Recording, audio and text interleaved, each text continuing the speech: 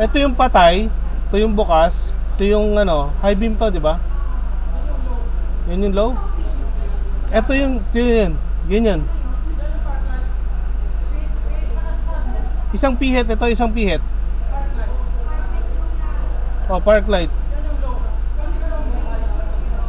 Pag ginanyan ko, di ba? High beam. Oh. Okay pa high beam. Yung ring sa ilalim. Open mo muna yung park kasi di yan bubukas pag di nakabukas yung park. Ah, okay. Park mo. Yung bukas na park light. Ah, yung pala yun. Oh, yung ring kasi yun yung park light. Okay. Ayan o, yung sign. Hindi ko alam yan eh. Yan. Bukas na. Bukas na. Patayin mo. Patay. Bukas. Park light yan. Ang maganda palitan dyan, park light tapos low beam. Kung papalitan nyo lang, iwan nyo na yung high. Kung dalawa lang papalitan nyo. Pero kung tatlo, mas maganda sa tatlo. Baka hindi nga namin nagagamit yung fog light. Ngayon ko na nalaman yung fog. Ngayon sir, magagamit nyo na yan. Iaangat natin yung fog light para mas kita. Dilaw maganda dyan para pag sa ulan, kitang kita.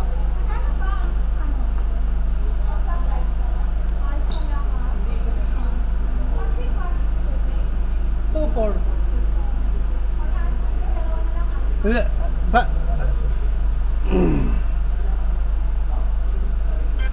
May alpha na nga, dalawa na lang. alam ba ito?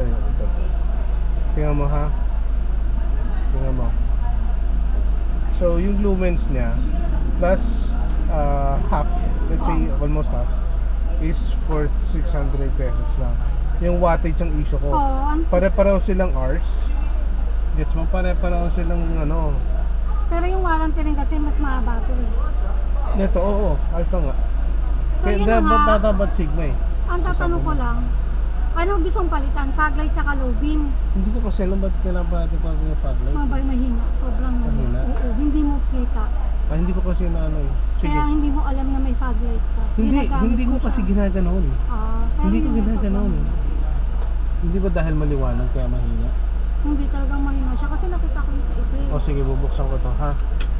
Takot Tingnan mo, Kailangan buksan. bang patayin yung makina? Ay, yung makina. Hindi ako.